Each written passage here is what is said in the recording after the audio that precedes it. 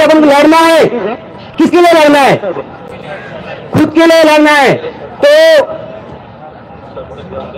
ठीक है बोला भैया, मैं आपसे इतने बोलना चाहता हूं कि अगर अपन खुद के लिए लड़ेंगे, खुद के लिए अगर नहीं लड़ेंगे तो अपन सामने किसी काम का बन नहीं है। क्योंकि अब सर, क्योंकि अपन को ने भरोसा दिया है कि तुम्हें हम एक साल के लिए तुम्हें हम प्रशिक्षण देंगे। तो उनने कुछ उनको धैर्य रहा क्या? क्योंकि उनने हमें सिर्फ आशा दिया है। तो मैं उनको बोलते हैं कि हमें निराशा नहीं करना। तुमने हमें घर दिया है ना, तुमने हमें जो पेट भरने की जगह दी है ना, तो पूरे भरने का, नहीं तो फिर अधूरे नहीं भरने का। क्योंकि हम कल से फिर उसी रास्ते में तुमको मिलेगा जहाँ पे हम ठहर चुके थे। हमें उस रास्ते में नहीं रुकना है, हम उस रास्ते पे हमें उस पर रुकना है क्या? नहीं रुकना है ना। तो दोस्तों, एकता बनाओ। और अगर यहां से अगर बोले जाता है कि हमें मुंबई आना है, तो सबको एक साथ में आना है। किस लिए आना है? खुद के लिए आना है। नहीं तो अगर अपन अभी अगर नहीं करेगा, तो अगर अपन टाइम होने के बाद, अपने 6 महीना कैलेंडर पूरा होने के बाद अपने कोई वैल्यू नहीं रहेगा क्या? नहीं रहेंगे कि अपने वैल्यू नहीं रहेगा। क्योंकि इसलिए मैं बोलता हूँ, देखो अभी अपने पास टाइम है, लड़ो, सब जन लड़ो। साहेबांचं या ठिकाणी एकमार होत आहे। ठीक आहे, धन्यवाद। सर्व बोलणाऱ्या वक्त्यांना मी विनंती करतो, कारण सूचना आलेली आहे का थोडक्यात बोलायचं आहे आणि प्रमुख पाहुण्यांचं या ठिकाणी स्वागत होणार आहे। तर यानंतर सुशीला वसावे नंदुरबार मॅडम यांना विनंती करतो की त्यांनी थोडक्यात आपला मनोगत व्यक्त करावं अशी मी त्यांना विनंती करतो। ताईंच्यासाठी सुद्धा टाळ्या वाजवूया।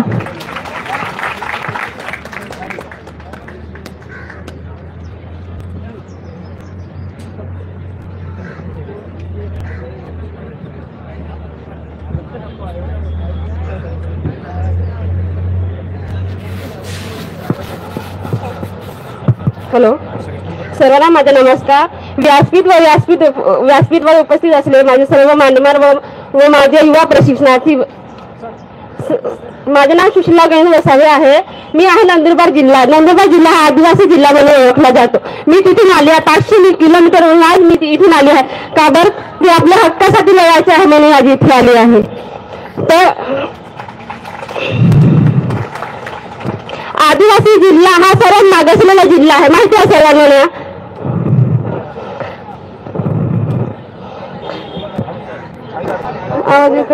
बोला ताई बोला। तर आज आम्ही म्हणजे रात्री 7 वाजेपासून ते आता आम्ही 5 वाजेपर्यंत इथे आम्ही पोहोचलो। तर आझाद मैदानचे आम्ही गोल चक्र मारत होतो, पण आझाद मैदान कुठे आहे ते आम्हाला माहितीच नव्हतं। 5 वाजेपासून आम्ही फिरत होतो, तिथून आज इथे आलो आहे कारण की आम्ही आदिवासी लोक आहे, शेतकऱ्यांची मुलगी आहे मी। आज माझे शिक्षण झालं आहे, DL आणि MSW झालं आहे। तर DL आणि MSW झाली होती, आता हे युवा प्रशिक्षणार्थी याच्यामध्ये जॉईन झाले आहे फक्त 6 महिन्यापर्यंत आहे। 6 महिन्यानंतर अजून काय, जे आपण शाळेत जातो पोरांना शिकवायला, ते बरं काय सांगणार? आपल्या 6 महिन्याची मॅडम आहे, सरांना सांगणार ना। आज किती लाखो युवा आपले म्हणजे असे बेरोजगार आहे ना, कारण की आज एवढ्या लोकांनी पण मिळते, आधी मिळते एवढ्या लोकांपर्यंत म्हणजे समोर बोलत आहे। कारण की बोला आमची बोली भाषा वेगळी आहे आणि आम्हाला मराठी भाषा बोलायचं आहे जमत नाही, त्याच्यामुळे आम्हाला मराठी जास्त बोलता येत नाही, कारण की त्याला मी जीवनामध्ये वापरत नाही। कारण की मी पहिलं पण त्याच्यावर बोलली आहे, पण एवढ्या लोकांसमोर आज मी बोलली आहे। तर मला मुख्यमंत्रींना एवढी विनंती आहे की अजून आम्हाला पुढचा कार्यकाळ वाढवून द्यावा आणि कमीत कमी कॉन्ट्रॅक्ट बेसवर तरी द्यावा आणि मानधन पण आमच्या मिळावे अशी मला मुख्यमंत्रींना विनंती आहे। कारण की आज आम्ही सर्वात मागासलेला जिल्हा आहे, आमच्या इथे किती शिक्षण म्हणजे पोरी पडलेले आहे, बरोबर ना। आमच्या इथे 200 रुपये रोज नोकरी करायला जातात आणि जसे आम्ही जास्त शिकलेले आहेत, कोणी असं मजुरी करायला गेलं ना, घरी बसून राहिलं, कमवत नाही, तर आम्हाला लोक तसे म्हणजे पोरीला एवढं शिकून काय फायदा असं आम्हाला आमच्या पालकांना लोक सांगतात, बरोबर ना। मग मुख्यमंत्री मला एवढी विनंती आहे की पुढील आमचे कार्यक्रम व्हावे एवढी विनंती आहे. धन्यवाद ताई. ताईने जे असेल कारण सर्वांनाच नोकरीची तळमळ आहे. इथं आपण बघत असेल तर महाराष्ट्र शासनाची आयडी लावलेली आहेत. म्हणजे किती तळमळ असेल यांना की आपण महाराष्ट्र शासनामध्ये समाविष्ट झाला पाहिजे. यानंतर किरण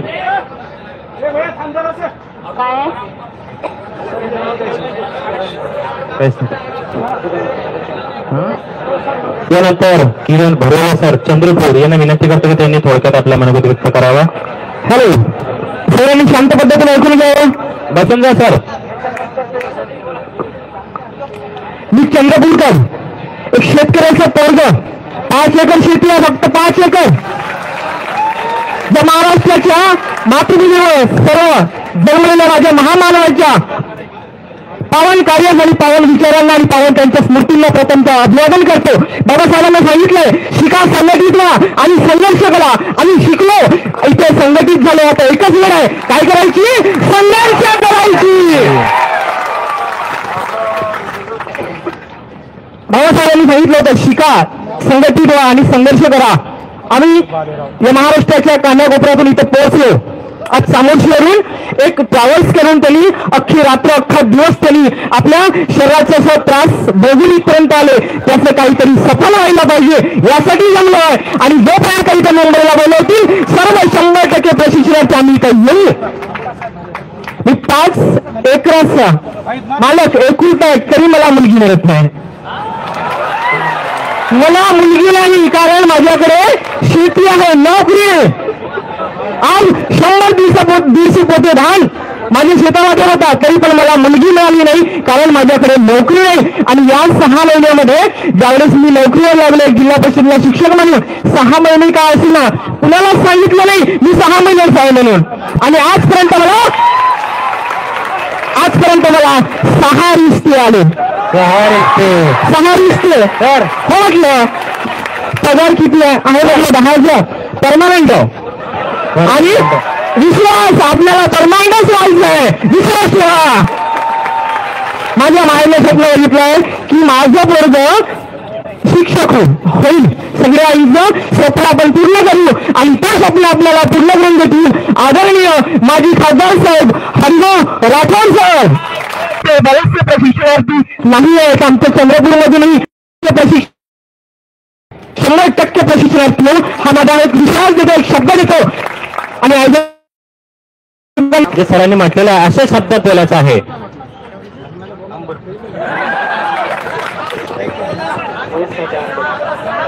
महेश साठे अंबळ यासाठी सरांना विनंती करतो की त्यांनी आपला मनोगत व्यक्त करावा. महेश साठे. चला लवकर महेश साठे.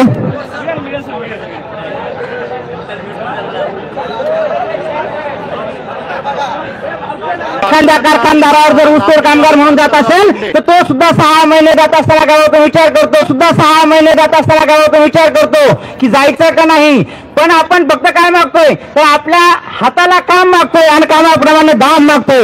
आपल्याला बाबासाहेब आंबेडकरांनी सांगितलंय शिका, संघटित व्हा आणि संघर्ष करा. माऊली मी तुम्हाला सांगतोय, ताई मी तुम्हाला सांगतोय, भाऊ मी तुम्हाला सांगतोय, आपण शिक्षण घेतलं, इव्हन आपण बीएड झालं, एमए झालं, ग्रॅज्युएट झालं, डिप्लोमा सगळं असं शिक्षण कंप्लीट केलंय म्हणजे आपण सुशिक्षित आहोत, आपण शिकलोय. पण अद्याप आपण संघटित झालेलो नाही. आणि संघटित होण्यासाठी आपल्याला एक असा चंद्र मिळाला, तो म्हणजे तो कोण तर माजी खासदार आपले आज या युवा मोर्चाचे नेतृत्व करणारे साहेब हे आपल्या चंद्राप्रमाणे भासलेले आहे आणि ते या ठिकाणी येणार आहे. तर बघा, संघटित करण्यासाठी आपण या मोर्चाला नाव काय दिलं तर नाव दिलं आहे महामोर्चा.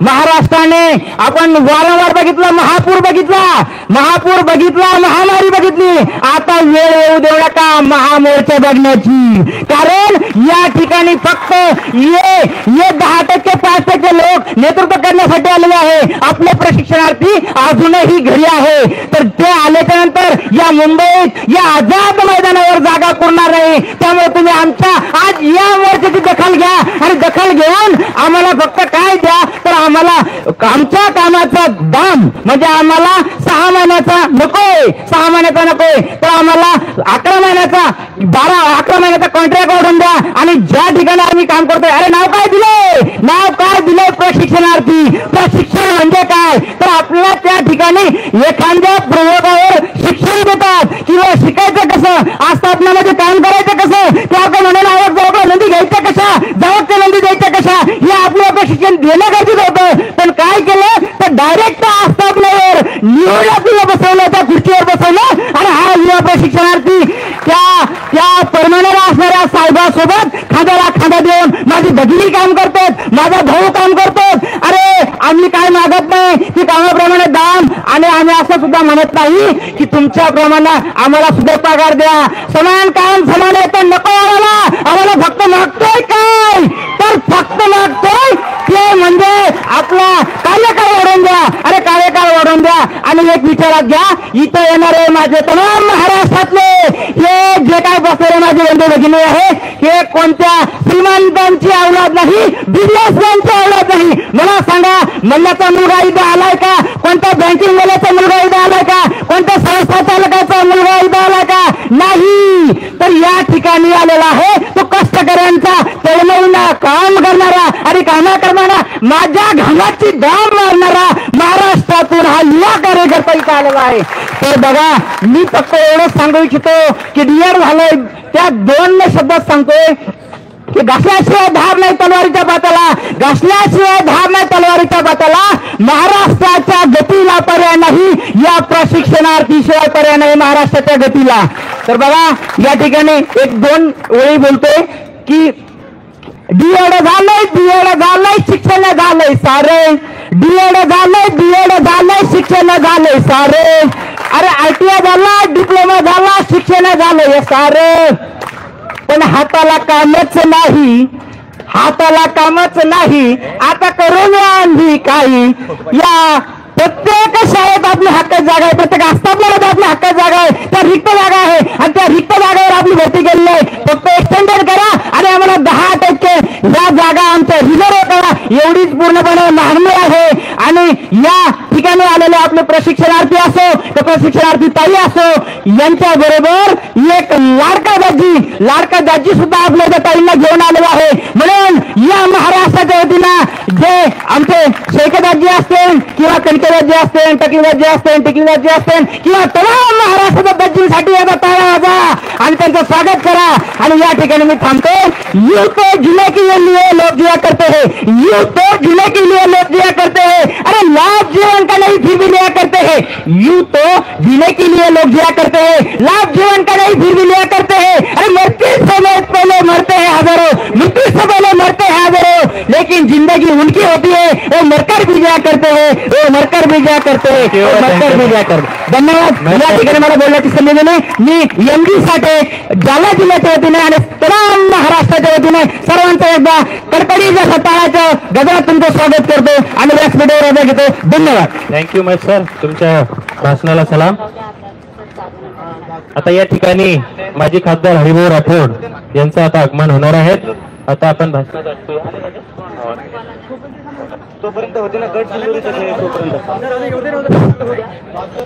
साहेबाचं काही मिनिटांमध्ये आगमन होणार आहे. गोपाल अडचुळे बोलतील तोपर्यंत.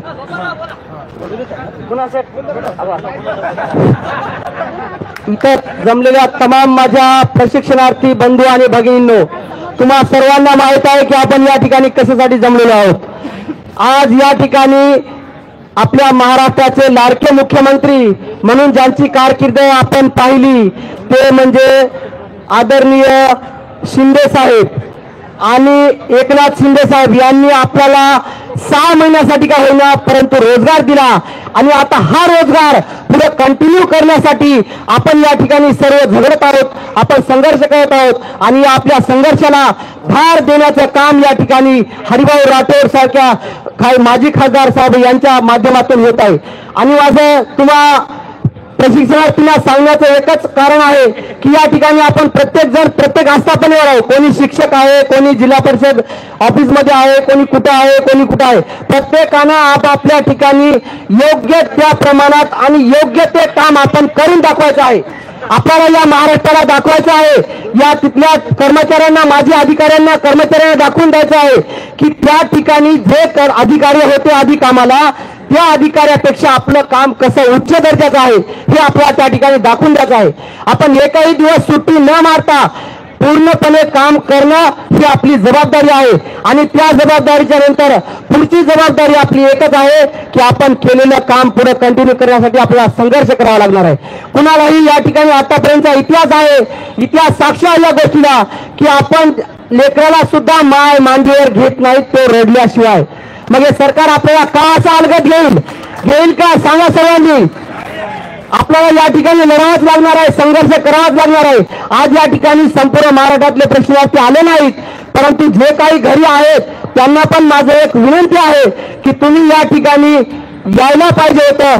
परंतु या ठिकाणी आज नाही आला तरी पुढे केव्हा आपल्याला जर संघर्ष करायची वेळ आली तर तुम्ही सर्वांनी या ठिकाणी यायचंय. मित्र, या ठिकाणी आपण जमलो तो कशासाठी, तर आपल्या न्याय आणि हक्कासाठी. प्रत्येकाने असा विचार केला पाहिजे. परंतु काही प्रशिक्षणार्थी असा विचार करतात की मी नाही गेलो तर काय फरक पडेल, मी नाही गेलो तर काय फरक पडेल. आणि या ठिकाणी प्रत्येकच जणांनी असा विचार केला तर आपल्याला न्याय कोण देणार आहे, आपल्याला न्याय कोण देईल. आपण आपल्या स्वतःच्या न्यायासाठी, हक्कासाठी लढलो पाहिजे. आपण ज्या ठिकाणी काम करतो ते प्रामाणिक करतो, तसंच या ठिकाणी आपल्याला जो आपल्या संघर्षासाठी काम करायचंय मग ते सुद्धा आपण प्रामाणिक केलं पाहिजे अशी मी सर्व प्रशिक्षणार्थीला विनंती करतो. आणि या ठिकाणी तुम्ही जमलेल्या सर्व प्रशिक्षणार्थी बंधू भगिनींचं आभार मानतो आणि हरिभाऊ राठोड साहेब यांचे सुद्धा आभार मानतो आणि थांबतो. जय हिंद, जय भारत. Thank you sir. जे उभे असलेली मंडळी आहेत त्यांनी कृपया करून समोर यावा. मागच्या सर, जी मागची मंडळी आहेत त्यांनी समोर येऊन बसून जावा. थोड्या वेळातच माजी खासदार हरिभाऊ राठोड यांचं आगमन होणार आहे. यानंतर दशरथ कोल्हे गडचिरोली हे बोलतील.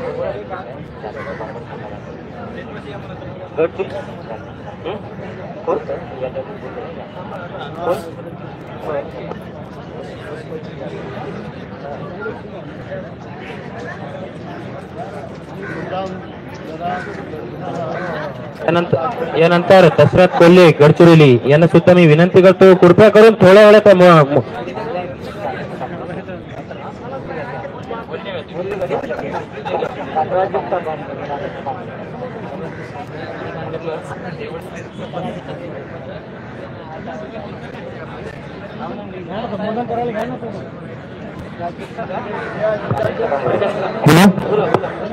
आदरणीय सामोर्शी तालुक्यातील प्रशिक्षणार्थी प्राजक्ता दांबोडे, जिल्हा गडचिरोली यांना विनंती करून त्यांनी मंचावर यावं आणि 2 शब्द मार्गदर्शन करावं. आदरणीय प्राजक्ता दांबोडे मॅडम, लवकरात लवकर या, कारण साहेब येण्याचा वेळ झालेला आहे. आपापले 2 शब्दामध्ये भाषण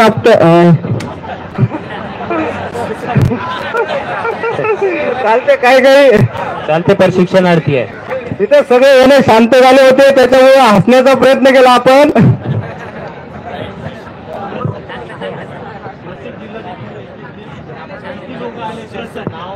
सर्वांना महत्वाची सूचना, जेवढ्या जिल्ह्यातून जिल्हाध्यक्ष म्हणून आलेले असतील त्यांनी त्याच्या डाव्या बाजूला यायचंय, कारण त्यांना एक रजिस्टर द्यायचंय की त्यांच्या जिल्ह्यामधून किती संख्या आलेली आहे. लवकरात लवकर डाव्या साईडच्या हातावर आपापल्या जिल्ह्यातील जिल्हाध्यक्ष यांनी उपस्थित राहावं. बोला ताई. हॅलो सर्वांनी शांतता ठेवा. प्रथम नमस्कार. मी प्राजक्ता प्रवेश बांबोडे, चामोर्शी तालुका, जिल्हा गडचिरोली येथून 900 मीटरचा प्रवास करून आम्ही इथं आलेलो आहोत. मी आपल्याला सांगू इच्छिते की मी माझ्या हडतीमाल गावातील माझे एक छोटंसं गाव आहे, त्या गावातील मी पहिली मुलगी आहे जी MA BEd झाली आणि माझे आई वडील शेतमजूर आहेत. आणि मी प्रशिक्षणार्थी म्हणून शाळेमध्ये जे शिक्षिका म्हणून कार्य करत आहे, तर मी माझ्या गावातली पहिली शिक्षिका आहे हे मी गर्वानं सांगू इच्छिते. आणि माझ्या आईवडिलांचं जे स्वप्न होतं की मला शिक्षक बनवायचं ते त्यांनी पूर्ण केलं, पण ते कायमस्वरूपी राहावं. आणि माझ्यासारखे कित्येक विद्यार्थी बंधू भगिनी आहेत जे त्यांचं पण असं स्वप्न होतं, ते पण या प्रशिक्षणाच्या माध्यमातून माननीय मुख्यमंत्री साहेबांना आम्हाला दिलं आणि ते कायमस्वरूपी करावं अशी मी त्यांना विनंती करते. मी सांगू इच्छिते की मी जिल्हा परिषद शाळेमध्येच माझं हे शिक्षण झालं, पण आमचे टीचर आम्हाला कधीच शिकवत नव्हते, तर झाडाच्या खाली बसून त्यांनी खरं खात होते. हे खरा प्रकार तेव्हा खूप प्रमाणित प्रचलित होतं. त्याच्यामुळे मी सांगू इच्छिते की माझा जो बेसिक आहे तो खूप कच्चा होता, त्याच्यामुळे मी 10वी मध्ये फेल झाली. तर मी 10वी मध्ये फेल झाली, पण मी याच्या पुढे हार न मानता मी माझं समोरचं शिक्षण सुरू ठेवलं आणि आज मी MA BEd झालेली आहे. तर जी माझी कंडिशन होती त्या काळामध्ये ती आज अशा जिल्हा परिषद शाळेच्या विद्यार्थ्यांची राहू नये अशी मी जेव्हापासून माझं तिथं म्हणजे मी रुजू झाली आहे तेव्हापासून मी एकदम प्रामाणिकपणे मी हे प्रयत्न करत आहे. आणि मी सांगू इच्छिते की आज माझ्या गावामध्ये सगळे जण म्हणतात की जेव्हापासून ह्या मॅडम आल्या तेव्हापासून जे मुलं बोलत नव्हते त्या शाळेमध्ये आज ते मुलं बोलायला लागले आहेत. असे घाबरायचे समोर यायला, पण ते आज मुलं बोलायला लागले आहेत. आणि मी त्यांना एखाद्या दिवशी मी सुट्टी घेतली की आम्ही कुठं बाहेर जात असली तर ते मुलं म्हणतात की मॅडम आम्हाला पण सोबत घेऊन जा, आम्हाला तुम्ही नसले की आमच्या इथे जीव लागत नाही. आणि मी त्यांना सांगितली मग मी इथे 6 महिन्यासाठीच आहे, 6 महिन्यानंतर कसं, तर त्यांनी म्हणतात की मॅडम तुम्ही ज्या शाळेमध्ये चाल त्या शाळेमध्ये आम्ही येऊ असं ते मला सांगतात. तर मी हे सांगू इच्छिते की आज का बरं त्यांचं आणि आमचं एवढं अटॅचमेंट आहे की मला जे शिकायला मिळालं नाही लहानपणी ते माझा जे बेसिक पक्का झाला नाही ते त्यांचं बेसिक पक्का झालं पाहिजे. आणि त्याही त्याच ग्रामीण भागातून आहेत आणि मीही त्याच ग्रामीण भागातून आहे, त्याच्यामुळे आमची नाळ एवढी घट्ट बांधलेली आहे. तर मी मुख्यमंत्री साहेबांना एवढी विनंती करू इच्छिते की असे माझ्यासारखे किती बेरोजगार तरुण आहेत आणि आम्हाला हा अधिकार तुम्ही दिलेला आहे आणि मी हे तुमच्या समोर ठीक नाही तर हा आमचा हक्क मागायला इथं आलेली आहे. एवढं बोलते आणि मी माझे 2 शब्द संपविते. Thank you madam. यानंतर जे प्रशिक्षणार्थी असतील त्यांनी इकडून जागा आहे त्यामुळे त्यांनी इकडे बसावं, इकडे सावलीत येऊन बसा. जे उभे असतील त्यांनी सर्वांना सावलीत येऊन बसावं. यानंतर गोविंद तळस हिंगोली या सर्व युवा प्रशिक्षण विद्यार्थी आणि सर्वांचं एकच होत आहे. आपण जे आज जमलेलो आहोत की आपल्या ज्या मागण्या आहेत किंवा आपले जे सरकार जेव्हा निवडणुकीच्या टायमाला होता यांनी वचननामे वगैरे बनवले होते. आम्ही लाडक्या बहिणीला 1,500 रुपये मंथली देणार.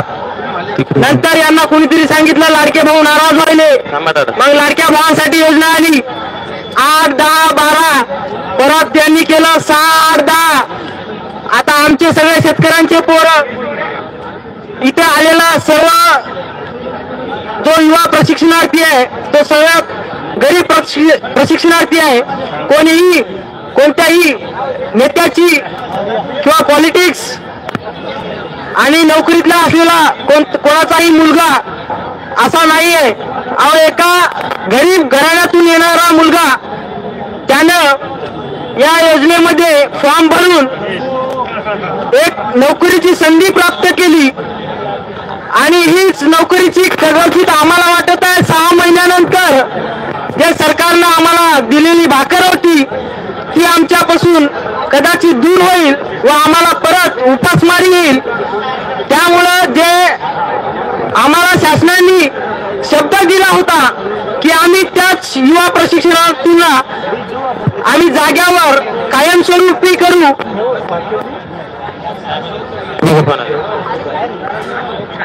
अशोक साहेब तेवढं असतील त्यांनी मंचावर येण्याची कृपा करावी.